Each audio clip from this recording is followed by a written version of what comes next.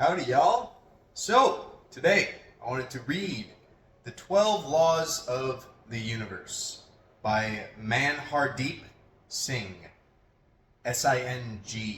Not sure how to pronounce that, but I think he'll forgive me. This will be a fun little read. It's about all the immutable laws of the universe. These are what we have to play the game by, but for the most part, we're not aware of. So as I read through them, just listen with an open mind. Okay? Just an open mind. See if some of this resonates with you. Take what helps you, leave what doesn't, and sit back, relax, and let's enjoy ourselves. So, the first law. The law of divine oneness. Everything is connected. The first and most fundamental law of the universe is the law of divine oneness. It emphasizes the interconnectedness of all things. It says that beyond our senses, every thought, action, and event has something to do with everything else. In other words, every choice, word, desire, or belief you have affects the world and people in your life. We're all connected. You, your dog, the tilapia you ate for dinner last night, your boss, and Dwayne, the annoying barista at your local cafe. That seems oddly specific, Mr. Manhardeep. Back to the book. Yes, you and Dwayne both come from the same place and are energetically connected. This may be hard to believe because our egos are so good at highlighting our individuality as well as our differences. Of course, we are separate people, but this is only for one level of reality, the physical level. You and I are both physical expressions of the same energy. In fact, all living things are the manifestation of the same source energy. This is the law of divine oneness. Now here's a quote. People normally cut reality into compartments, and so are unable to see the interdependence of all phenomena. To see one in all and all in one is to break through the great barrier which narrows one's perception of reality. That's from Thich Nhat Hanh. Let's go one step further. When we are all connected, your thoughts and actions affect everyone. We believe that we can go around in the bubble of our own life without affecting the people, communities, and the environment around us. In some cases, the effect is obvious and immediate. You have an argument with your friend and then regret it. Sometimes it's an indirect effect and you never notice it.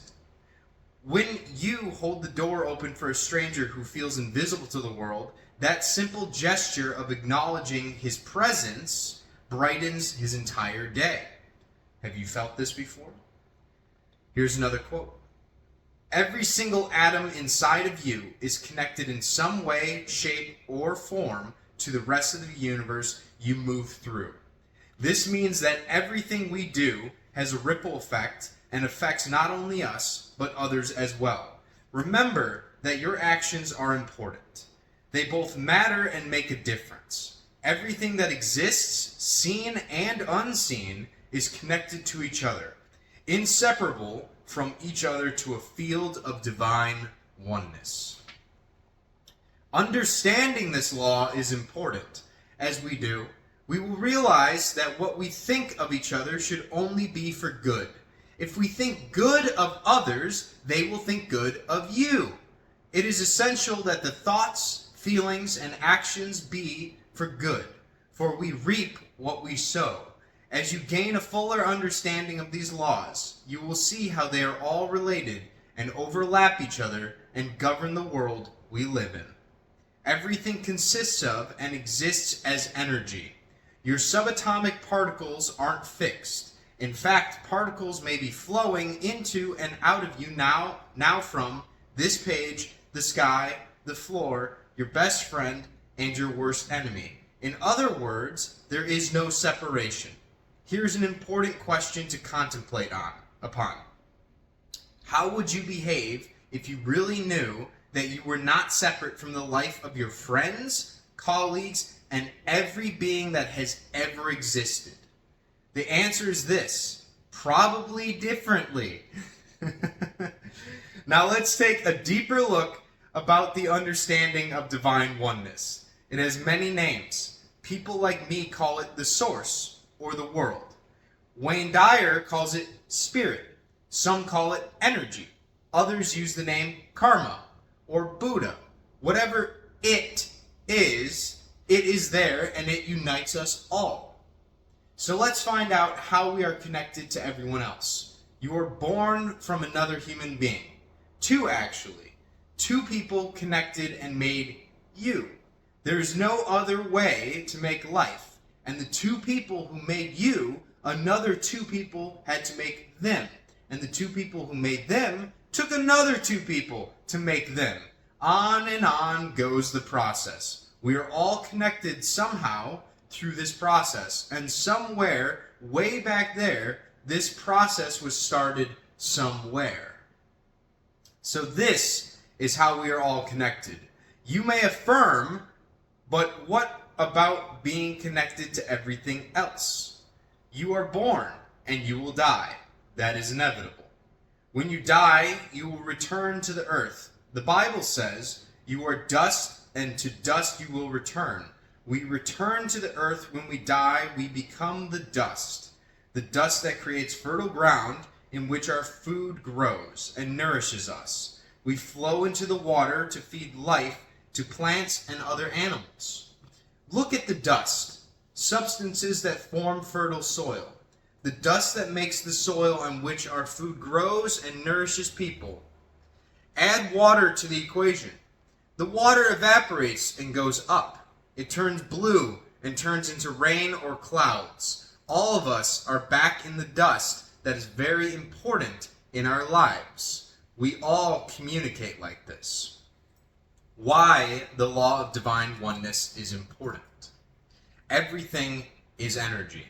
So when you are having a low energy vibration, the same is sent out into the world, and it brings down the overall vibrations of the world. As the law says, we all are connected. So your vibrations affect my vibrations and vice versa. So when you are low, I simply cannot be as high.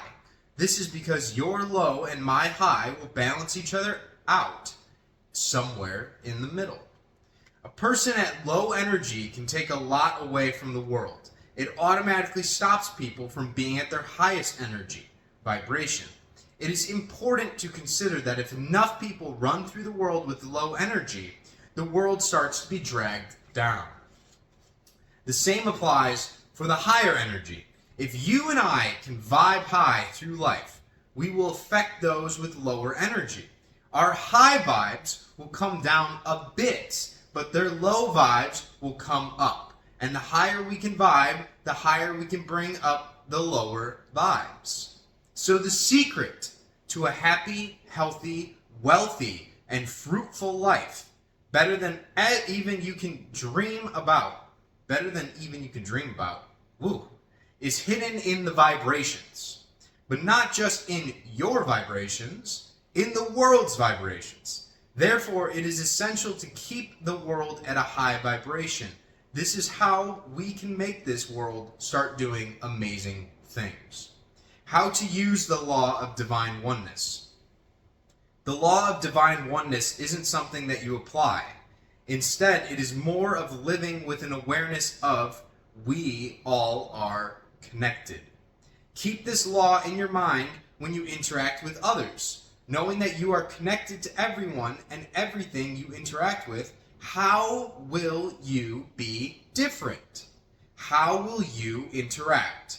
And what can you do to raise your vibrations while raising others? These are the questions to ask yourself as you look deeper into the law of divine oneness. Advice: be mindful of your thoughts, actions, and behavior, for they send waves throughout the universe, and since we're all connected, what goes around comes back around in some form. Chapter 2.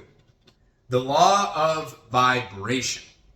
Everything has a unique vibration or frequency. Now, before we get going, Daddy needs some tea. That's some good shit right there. Every creature, every inanimate object, every thought, feeling, and desire has its own unique vibration. Science has proven this in the physical world. The frequency of solids is lower than that of liquids and gases. Similarly, the colors we see are only different frequencies of light. Red has the lowest frequency, and violet has the highest frequency. The same concept applies to thoughts and feelings. Emotional vibrations such as love, joy, and gratitude have a higher frequency than pain, despair, and anger. Good vibes only. Have you ever heard someone say, "I have a strange feeling," or "I have a good feeling about it"? This is the law of vibration at work. Since we ourselves are vibrational creatures, we can intuitively feel the vibrations of other people and situations. Traditionally, if we have not been taught to use our intuition, but if we listen carefully, we already have a lot of knowledge inside. The trick is to learn to use this intuition. Here's a quote. If you want to find the secrets of the universe, think in terms of energy, frequency, and vibration. From none other than the GOAT, Nikola Tesla. If you want to know where you are vibrating at any given moment, there is an easy way to find it. What are you thinking? How do you feel? What is happening around you? When you are in a low vibration state, you will experience stress, anxiety, depression, sadness, anger. You are short of people, and it is usually unpleasant to be around you. When you have a high vibration, you will feel relaxed, optimistic, eager, and grateful. In this space, things tend to take their course. As soon as you walk down the stairs, the subway arrives. Strangers smile at you, and life feels good. Of course, bad things will happen, and we will respond in accordance with the procedures. But we can always choose our response. It is understandable to yell at the person who cut you off, but it is a low vibration response. Taking a deep breath, choosing a different reaction, and then letting go is a higher vibration choice. Advice. Pay attention to your intuitive vibrations in the situation, and pay attention to the vibrations you generate through thoughts and actions. According to the law of vibration, every particle in the universe is constantly in motion and constantly carrying energy. This applies to huge parts of the universe, such as planets and stars. However, it is also applies to the chair under you or the table where your computer is sitting. In addition, everything has its specific energy frequency. High energy particles naturally coordinate with other high energy particles, as do low energy particles. If your goal is to live a more productive and fulfilling life, consider how you should increase your energy frequency. At the micro level, everything is in constant motion, vibrating at a specific frequency. This applies not only to objects, but also to personal frequencies. This law says that our vibration frequency can provide information for our life experience. For example, you may receive money, but you may not be able to hold it, because in vibration, you may be operating at a lower level. If you feel the need to increase the frequency, there are many good exercises. This includes yoga, sound bath, and chakra work. Everything in the universe has a frequency and vibration. Nothing will stop because everything is always pushed or pulled towards something. In addition, like vibration elements attract each other, so to use this rule to attract your desires, you must match your vibration with the vibration of what you want. Chapter 3. The law of attraction. What is like unto itself is drawn. Going back to the law of vibration, we know that everything has a unique vibration. The law of attraction says that vibrations of the same frequency attract each other. Higher frequency thoughts attract more of the same things, just as lower frequency thoughts attract more of the same things. When you can keep the vibration high, you will notice that things seem to go your way naturally, and things that usually disturb you don't seem to matter. Why it doesn't work.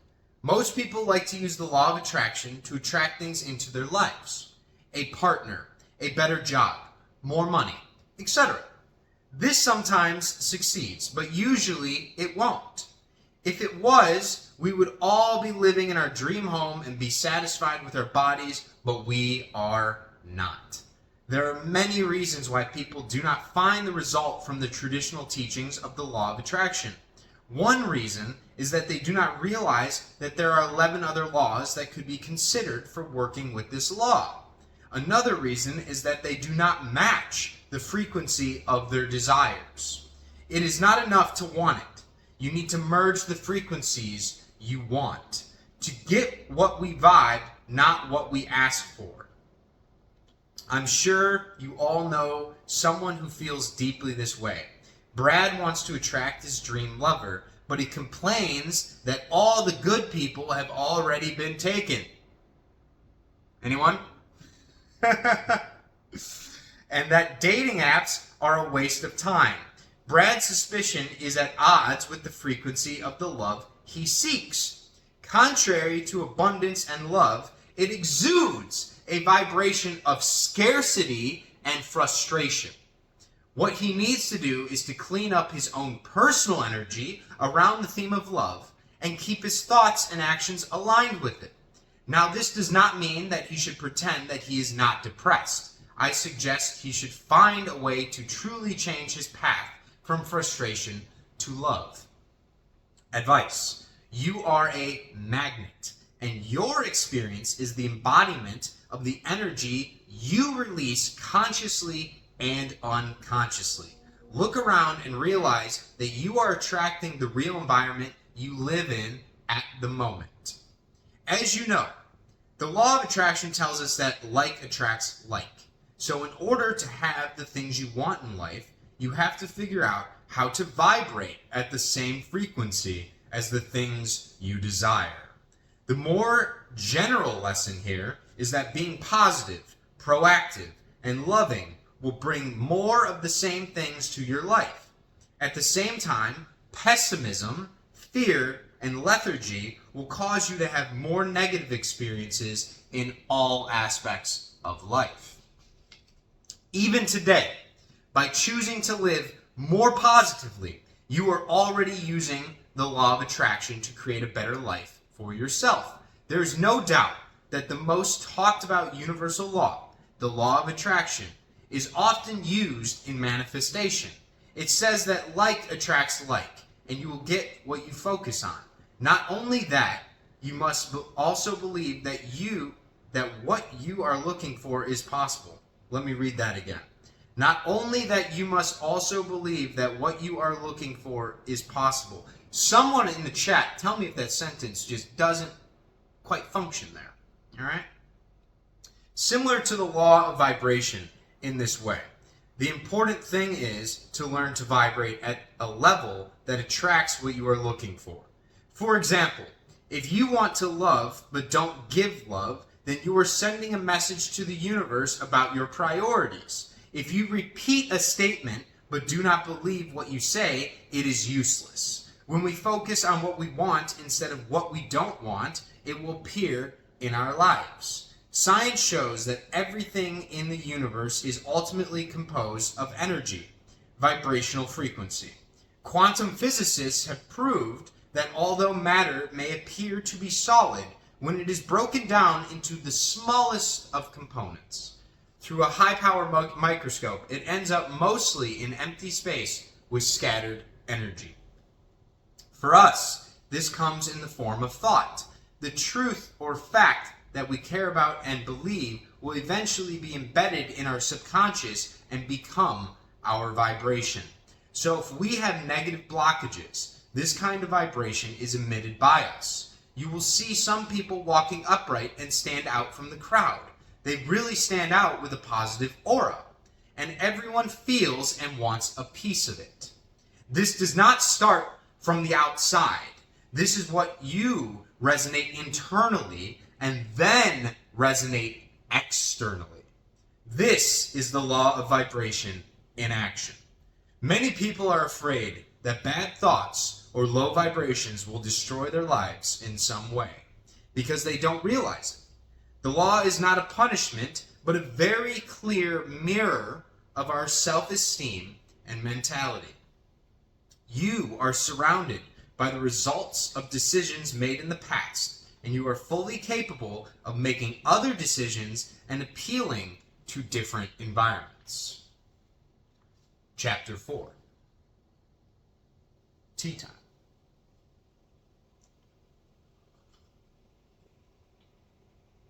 And by the way, if you haven't heard it yet today, you are loved, you are beautiful, you are a perfect embodiment of radiant health and love. All right? Carry yourself that way through every single moment of your life. Next chapter. The law of correspondence. As above, so below. Your inner world will determine what manifests in your outer world. As above, so below. This is one of the mantras of my life, because it is a simple reminder that what happens in my thinking patterns, beliefs, and feelings directly corresponds to my perception in the physical external world. This is why it is so important to do the inner work. Firstly, the tricky part is that we must first be aware of what is going on there, because many of us are troubled by the subconsciously restricted beliefs we have since childhood. Money vibes. Let us take money as an example. We all want more money, right?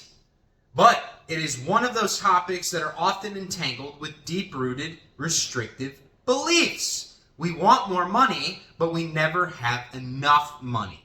When our neighbors announce that they would spend $50,000 on renovations, we feel jealous. When our friends could afford things we couldn't afford, we would say, it must be good.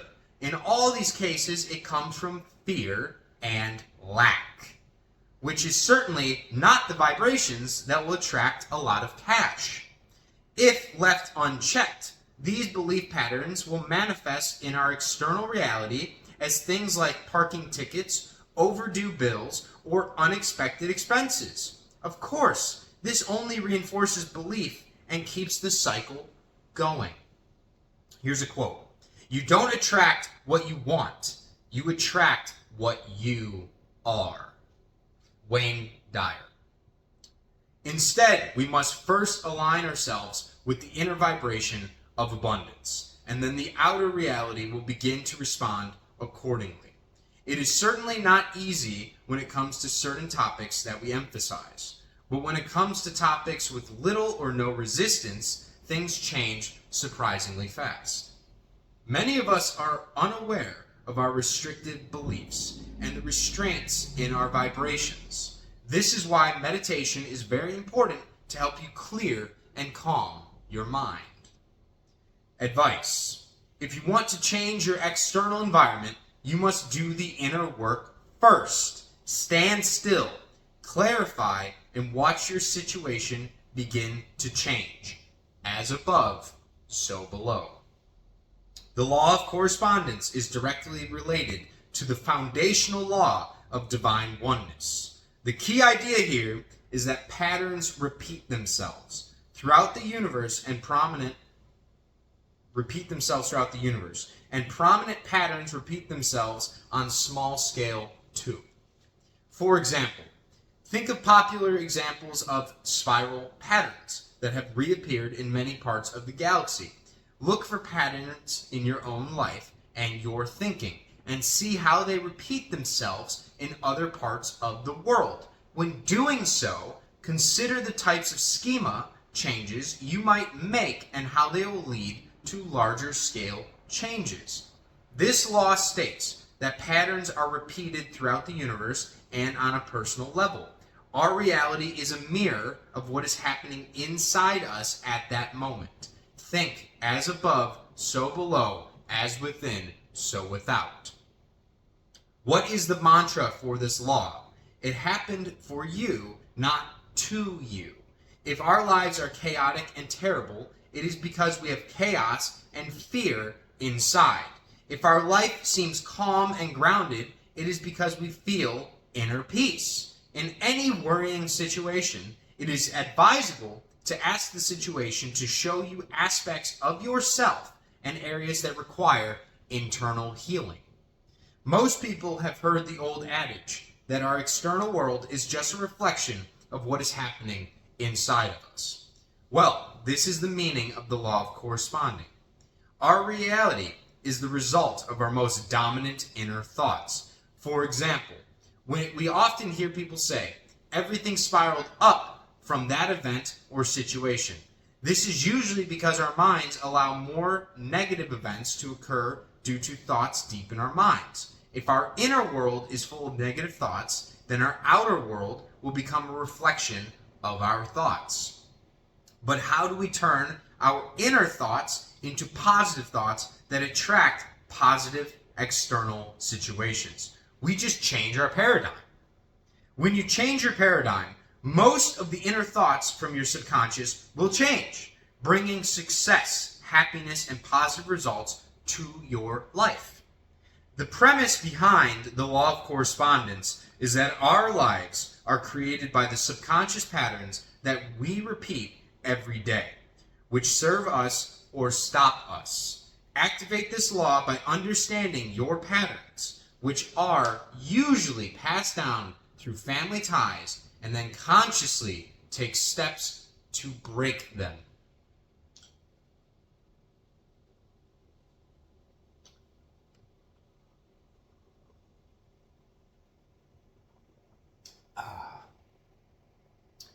By the way, if you're wondering, Celestial tea. Absolutely incredible. Sensational, some might say. And this pupper, he's so chill. Yes, you are. All right. Chapter 5. The law of action. Manifestation requires aligned action. You must take action to get results. Sitting on your butt and thinking about things in reality is good. But manifestation won't work like that. Although vibration is a big piece of the puzzle, it takes inspired action to get results. The key word here is inspired action. An inspired action is an action that aligns with what you are really passionate about. You will know it because this job should be challenging but enjoyable. It will not bring in a sense of struggle with frustration and anxiety.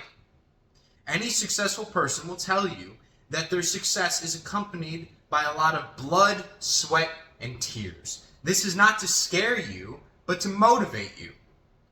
Writers often say that hours go by unnoticed when they are writing because their work is a labor of love. They worked hard, but they did not suffer. Their actions may or may not become bestsellers. In fact, they may never see the light of day. Achievement lies not in the results, but in what they have learned in the process. When you are consistent with what you really want, the work will not seem so tedious.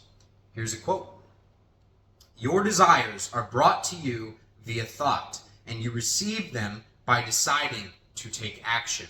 Jen Sincero. Sometimes even the smallest actions will bring greater opportunities, which can then lead to other things that bring you closer to your goal, and so on. This is not always obvious, so the trick is to use your intuition and don't overthink or let yourself get in the way.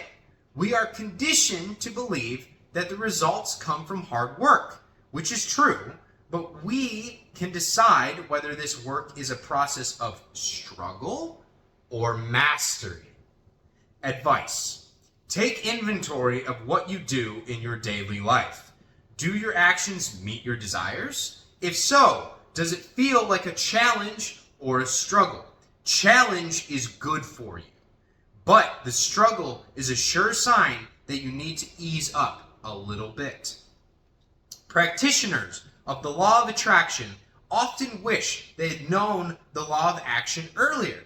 These two laws are closely linked, and the law of action tells us that we must actively pursue our goals.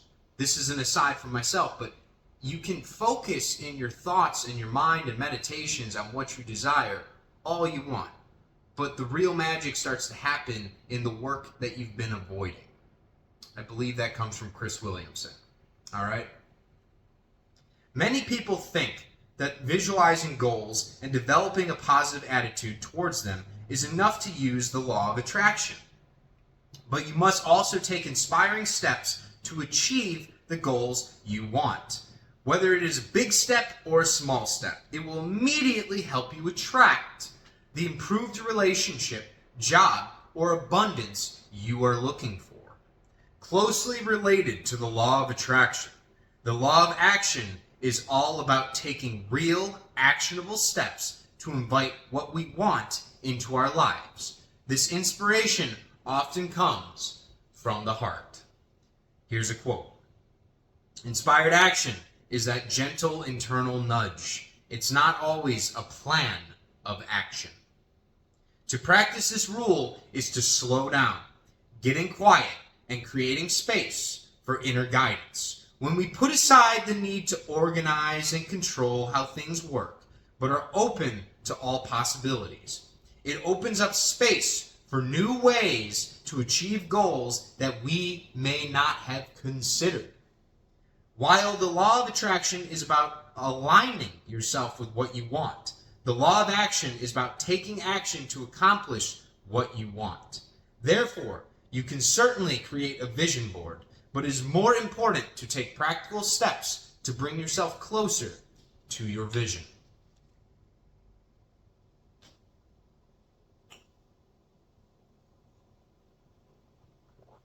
Oh yeah, that's so good.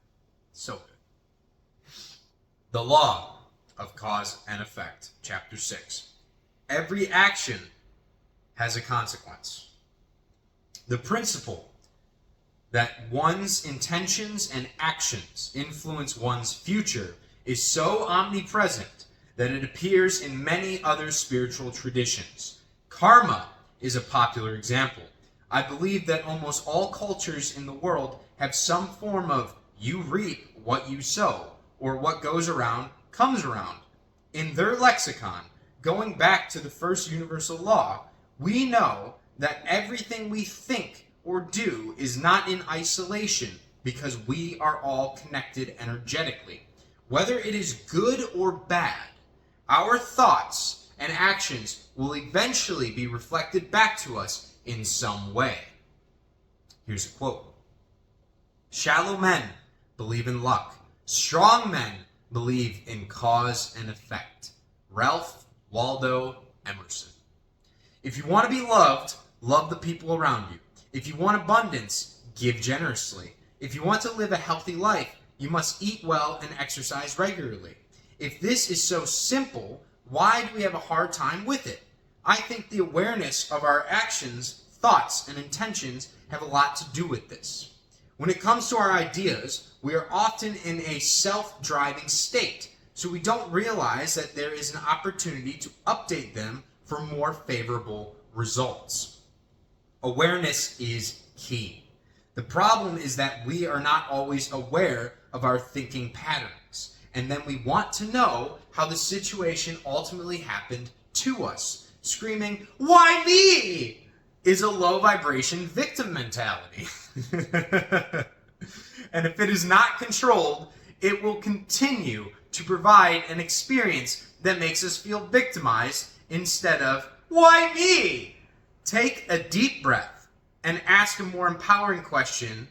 What did I do for this? What did I do for this? Be honest with yourself when answering this question. When we take responsibility for our situation, instead of becoming their victims, we begin to see that we are not puppets. In fact, we are puppet masters. It is about taking responsibility for your life and being aware of aligning your thoughts and actions with the results you seek to achieve. Keep everything in alignment, guys. Advice. Look at your life and see how your intentions, thoughts, and actions contribute to what you experience. Next time, seize the opportunity to make a better decision and then watch those negative situations turn into positive ones. One of the simplest laws in the universe, the law of cause and effect, tells us that all actions have corresponding reactions. Of course, you know this when it comes to the physical aspects of the world. However, you may not have considered how this law applies to the spiritual aspect of the universe. Your spiritual life affects the world around you, causing positive or negative reactions. Likewise, your physical environment affects your spirituality, for better or for worse. Ask yourself what kind of relationship you see between the spiritual and the physical aspects and how you might want to change them. Relatively simple, this law highlights the direct relationship between actions and events. The important thing to note here is that we usually cannot see the effects immediately, but they will eventually appear. Here's a quote. What you put out there may not come back to you in that moment, but that vibration, that energy you put out there has a ripple effect. If you're coming from a place of anger or resentment, if you put that energy out there, you'll eventually be affected as a result. Literally, we reap what we sow. Everything we experience in life is the result of a chain of events or activities. The law of cause and effect, also known as the law of karma, stipulates that every action will cause a reaction. And no matter what you put in, no matter how good or bad it is, it will come back to you. To take advantage of the power of this law, be aware that your actions and decisions will affect not only yourself, but everyone around you. So focus on sending out only good vibrations.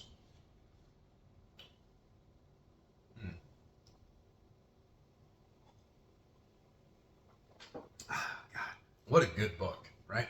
Hope you guys are enjoying this. I'm really enjoying this. The law of compensation. We are rewarded for right action. You will be compensated based on what you give. This is an extension of the law of cause and effect, specifically for compensation in the material world. Good things such as abundance, relationships, and opportunity. This law states that we will be blessed based on the good deeds we do and the value we provide. When we show generosity to others, we will be rewarded back generously. Remember, there are many forms of compensation, not just cash. A beautiful house, a Ferrari, or a reward for relaxing on the beach. Compensation also comes in the forms of blessings, such as good health, loyal friends, loving families, teachers or mentors, job opportunities, $1 million ideas, etc. Many times, we give others what we think they deserve. This mentality is good, but it cannot be transformed into abundance. However, if we change our mindset to over-delivery and exceed expectations, we will be compensated accordingly. Advice. You get what you put into life. So whatever you do, do your best and strive to be the best you can be. Be generous and kind. And then, when it comes back to you, accept it graciously with open arms. According to the law of compensation, you will receive what you put out. This is similar to the law of attraction, but focuses on the idea that compensation can take many forms. For example, if you get a lot of money, then you might think that you are getting rewarded. However, depending on your lifestyle, your large wealth may lead to a worse life rather than a better life. Essentially, you reap what you sow. This law reminds you to be careful with others, even with the planet. For example, to work with this law in a way that attracts or compensates love and support, ask yourself, where am I called today to serve and support others? Here's a quote. It instills trust in us that we will be compensated for our work as long as we're open to receiving in all the many ways that the universe can deliver. What needs to be clear is that our compensation in this area is not limited to employment agreements or monetary compensation. Rather, it is about getting compensation for all your contributions to the world around you, including the love, joy, and kindness you spread. Everything is rewarded.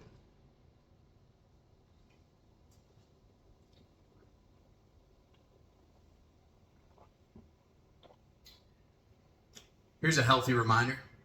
Drink some water. Water's good for you. Love you guys. You're amazing. You're beautiful. Chapter 8. The law of perpetual transmutation of energy. Energy is always moving and always changing. This is one of my favorites when I'm feeling especially stuck. Thus far, we've talked about the importance of energy and maintaining a high vibration. In fact, that each one sounds good, but we all know that life throws us curveballs that just plain suck. If we only had the primary 7 universal laws, we'd be living in fear of negative situations. This law reminds us that there's nothing to be scared of because energy is usually in flux, and better still, you've got the power to transmute, change it. The superpower law. This may sound as if you have a superpower, and that's because you do. It is one of those things that sound obnoxiously easier than it is. You would have heard energy flows where attention goes, which is the gist of this law. Who is the thinker of your thoughts? You are. So by exercising your power to activate thoughts that serve you instead of those that don't, you can transmute negative vibes first into neutral ones, then into happier territory. Here's a quote. Between stimulus and response, there is a space. In that space is our power to choose our response. In our response lies our growth and our freedom. Viktor Frankl. Remember, Dwayne, the annoying barista from the first law? Let's say he got fired from his job and came home to see that his boyfriend Ben left him. Shitty things happen, and there's sure to be some low-frequency thoughts that arise. Anger, resentment, sadness, and so on. These emotions are valid and should be acknowledged, but there's a difference between acknowledging and wallowing. Eventually, the pity party gets to an end, and Dwayne must pick himself up again by upgrading his thoughts to ones that serve him instead of ones that keep him stuck at the pity party. Maybe he didn't like that job anyway, so this just means he'll have more time to focus on finding a much better one. As for Ben, he was such a mess that Dwayne would spend hours cleaning up his messes after coming home from his shift. So now his thoughts begin to shift wherein he can spend more time enjoying his clean home. This energy shift doesn't happen overnight, but in small steps. Things are beginning to get better for Dwayne.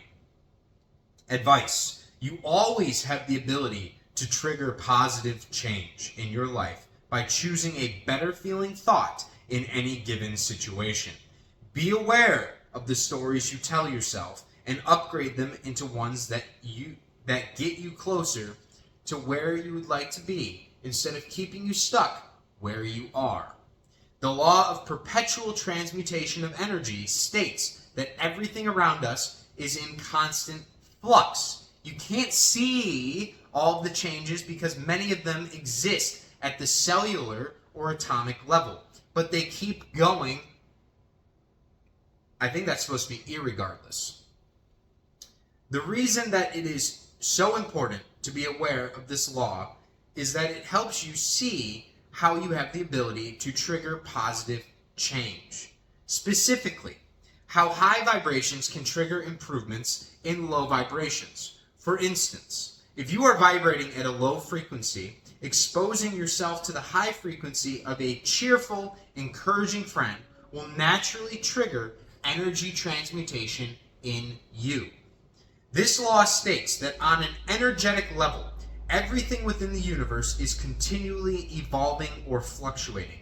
Every action is preceded by a thought, with thoughts themselves having the ability to eventually manifest in our physical reality. Ever been around a negative person and felt your own positivity depleting? That's one example, but it also can work the opposite way around. Higher frequencies transmute lower ones when applied with intention. Knowing this, we can actively seek to uplift negative energy around us with our thoughts and actions. Here's a quote. This law means that even the smallest action can have a profound effect, like the seed of a mighty tree. Let me back that up. Like the seed of a mighty tree holds all its promise in its tiny shell, you also have the power within you to move mountains. To put the law into practice, it is recommended to do small things that will uplift your energies every day. Whether it is singing in the shower, dancing like nobody's watching, or anything that works for you, remember, small changes equal big results.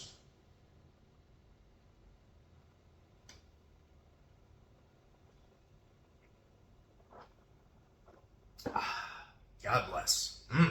Delicious. I think it's a peach flavored one. It's like a peach vanilla tea. Absolutely sensational. Chapter 9. The law of relativity. It's all relative. Imagine this. You wake up early in the morning and find it unusually bright. Only then did you realize that the iPhone's alarm did not ring. The cable was not plugged in correctly, and now the phone is dead. You are half an hour late for work. You struggle, but you always make time for your favorite daily ritual, which makes everything better. Morning American coffee from a local cafe. But today, of course, it was Dwayne, the half-wit barista, who messed up your order again. And you ended up with a cup of mocha. Then, while you are rushing to work, you receive a speeding ticket. Most people will agree that this is a bad start to the day. But George, the homeless man sitting outside the cafe, that you may not even have noticed, would be happy to swap place with you at that time. He has no bed to wake up in, no iPhone to charge, no job to be late for, no money for coffee, or a car to speed in. Relative. Here's a quote. If you look at what you have in life, you'll always have more. If you look at what you don't have in life, you'll never have enough. Oprah Winfrey. This law reminds us that experiences are not good or bad. They are neutral. It is our human perceptions, emotions, thoughts, judgments that evaluate experiences, and comparing them is the reason for creating good and bad labels. Now, I'm not saying that we all go out and remove our brains, but the law is a reminder of the power of perception. Use this insight to your advantage. A good or bad situation is not a fundamental truth. It is just a perception you experience based on comparing this experience with something else. Advice. Looking at a bad situation from a different perception can actually help you transmute it into gratitude. No matter how bad it is for you, someone will always be in a worse situation. Rather than feeling like a victim, reframe it to feel gratitude. When looking at things in isolation, the law of relativity is related to the neutrality of things. Therefore, no particular person, experience, emotion, or behavior is evaluated as good or bad before comparing it to something else. For example, you may think you are poor, but it may also be because you have 3 wealthy uncles. By keeping this law in mind, you can pay attention to the fact that no matter what happens to you, there will always be multiple perspectives. Trying to see through these different perspectives can make you more grateful and can also tell you where you can improve in your life. This law states that we tend to compare things in the world, but in reality, everything is neutral. Relativism exists in everything. Ultimately, meaning comes down to our perspective and perception. Applying this law can help us understand the most difficult parts of our lives with greater compassion. For example, if we feel ungrateful about our living situation, it could be because we are comparing our arrangements with someone else's. On the other hand, it would be better if we appreciate what we have without having to compare it with something else. There is nothing good or bad, nor is anyone born good or bad. Everything is a series of expressions, and there is more than one point of view for any situation or challenge. In other words, we are the ones who give meaning to things, so we can choose to see things as bad or good for us.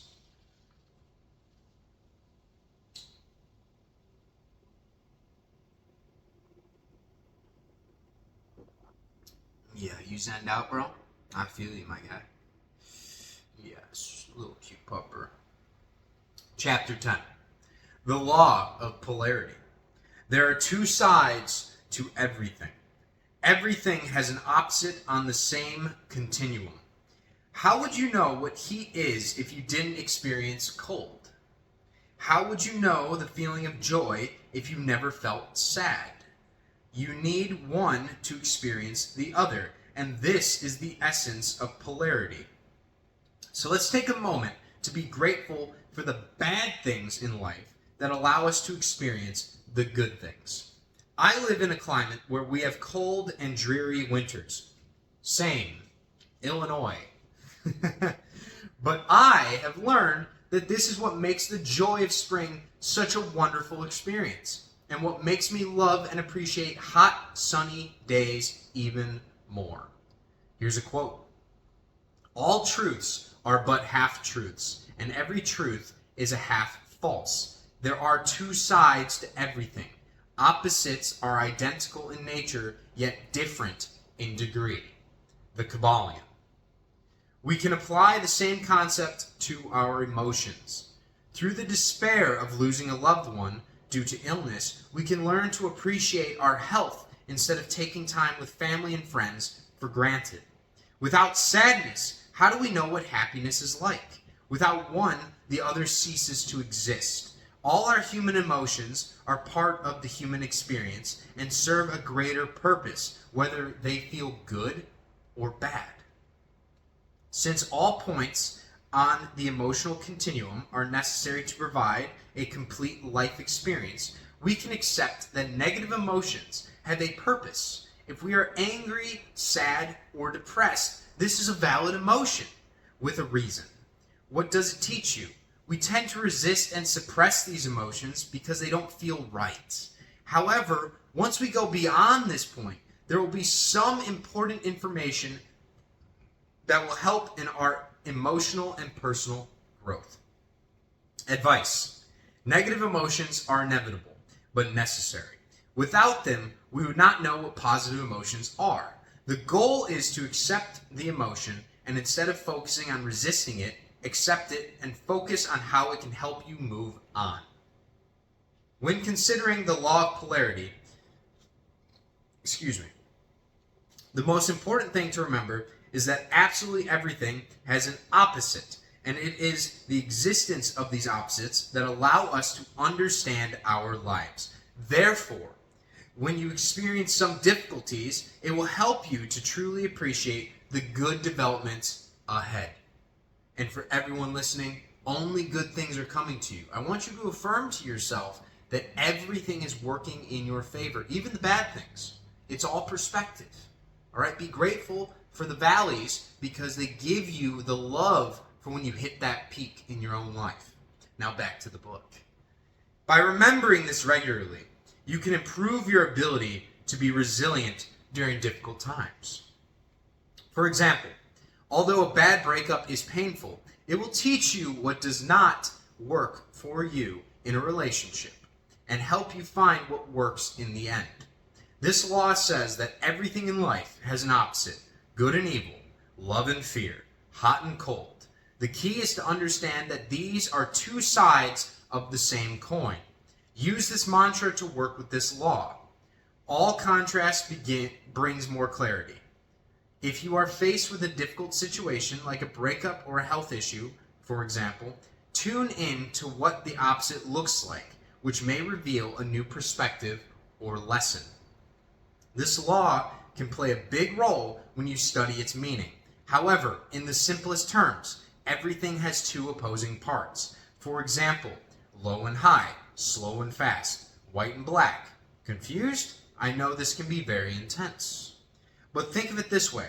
Everything is good, and with good comes bad. Conversely, for example, if you are in a bad situation, then there must also be some good in it.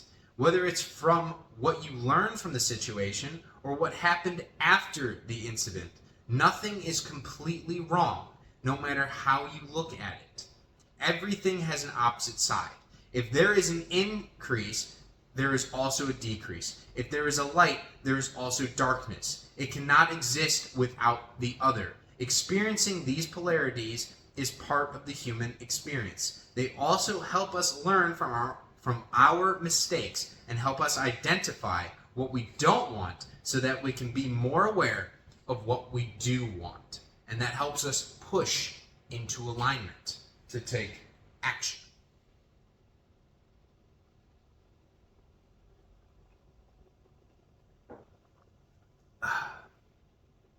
Chapter 11. The Law of Rhythm. Nothing is permanent. The earth revolves around the sun. The moon revolves around the earth. And the earth rotates once every 24 hours. The four seasons change.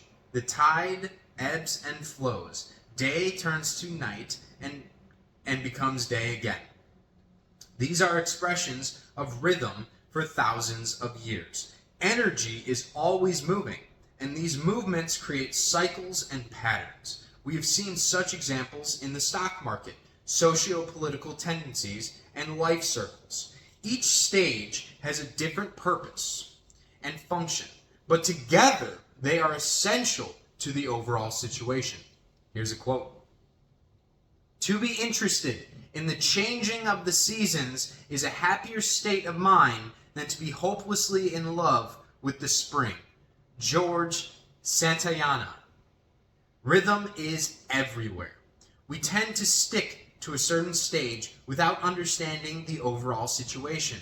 We like bull markets, long summers, progressive politics because it feels good. But as we learned in the law of polarity, we actually need other stages because they are part of a larger whole. This law teaches us to step back 100 steps and realize that everything has its time. We often hope that things meet our conditions and schedule. But if we just take a deep breath and be patient, we will see that the trend is always reversing. Believe in the process. As with the outside world, the same principle applies to us. Our thoughts, moods, and emotions are constantly changing. When we are sad, we often feel that this feeling will last forever. When I am in a bad mood, one of my favorite mantras is, "This will not last forever." The idea itself creates a scale of vibration that gradually rises. Likewise, it is important to remember this concept when things are going well, because we know it is not permanent. Understanding this law helps us develop a mindset of gratitude, which is one of the easiest high frequency emotions to use at any given moment. Go with the flow of the rhythm. We do not control these rhythms, but if we can learn to go with the flow instead of resisting it, we will be much happier in the long term. If you planted an orchard in October, you will be a frustrated gardener. But if you have the patience to wait until spring, you will be abundant. Advice: when things are going well, appreciate it while it lasts. Go with the flow. When things don't go well, knowing that the better days are right in front of you, you will feel comforted. Learn to observe the ebb and the flow of life patiently, having faith that there is a time for everything. Sometimes referred to as the law of perpetual motion, the law of rhythm, unsurprisingly, focuses on movement. In particular, it refers to the fact that everything happens in cycles. You can see this in nature, for example, during the seasons and the aging process of the body. However, it also applies to all stages of a person's life, and reflecting on this can help you gain perspective.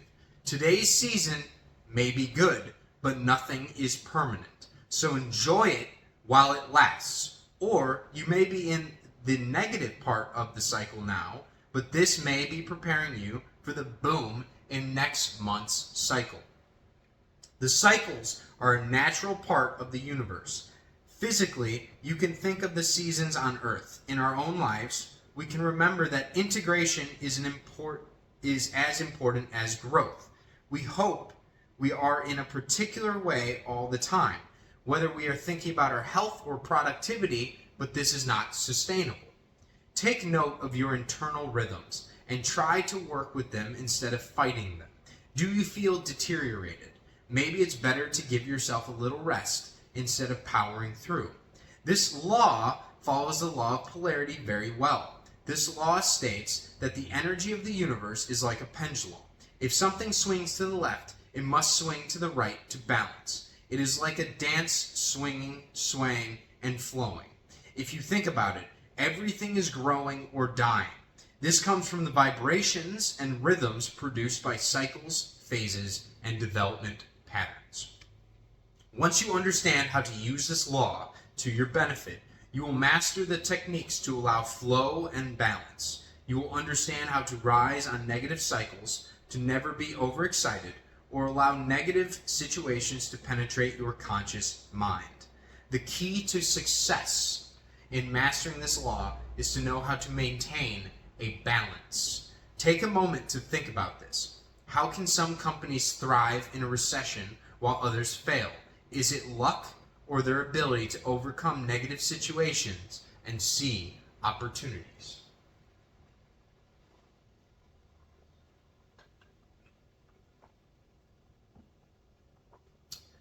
Last chapter, chapter 12. The law of gender. Manifestation requires balance of energy. Creation requires both yin and yang. Both masculine and feminine energy is required in equilibrium to create anything. Sexual reproduction of species is a great example of this law in the physical world, and in the way it is more obvious to us. This concept also applies in the energy world. No creation, i.e., converting an idea into reality, is possible without the balance of male and female energy. First, we must understand a very important concept. All, including us, have a combination of male and female energies, and we must balance them to create the things we want. Although we are born with male or female sex organs, we all have both energies within us that have nothing to do with our sex or sexuality. In terms of energy, male energy is creative, practical, and far-sighted, but unbalanced. It can take the form of control, anger, and conflict. On the other hand, when female energy is balanced with male energy, it is intelligent, nurturing, and intuitive. Unbalanced, it is fragile, and its personal strength is weakened. The trick is to balance these energies, because only when both are used correctly can we manifest our desires in the material world. The second part of the law reminds us that everything, including our desires, has gestation period during which they will continue to grow until they emerge in the material world. In the creative process, this is a good example of the law of rhythm. Do you want to give birth to the baby 1 week after conception, or are you willing to wait for the 9-month cycle for him to develop into a baby that can survive outside the womb? We must be patient with our desires because everything created in the world was first a seedling of thought that was nurtured by the male and female energy for a period of time, gestation, before it becomes a reality. Advice: embrace your male and female energies to achieve a balance that nourishes and tends your ideas and desires during the inevitable gestational period before their manifestation. Finally, the law of gender has little to do with physical gender. Rather, it means that there are two main types of energy. You can think of them as masculine and feminine, yin and yang, or anima and animus. We all have a certain amount of both energies, and if we want to live happily, we must find a way to strike a balance between the two. Think about the role each type of energy seems to play in your life, and whether any of them is in excess or deficit. The law of gender applies to everything. Everything has yin and yang. On the physical level, everyone has a male or female body, but psychologically, everyone is androgynous, with both male and female characteristics. Everyone has a left brain and a right brain. To really master this law, you need to keep your ego in check. Let your ego deal with your physical being, but do not let it dominate your emotional being. By mastering this law, you can create a better balance between your male and female attributes, and everything in your life, personally and professionally, will flow much easier.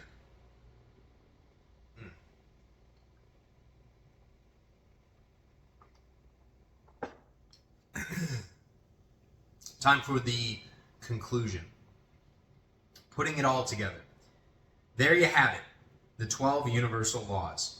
Before you get overwhelmed incorporating them into your life, is more about understanding and conceptualizing them in a meaningful way for you.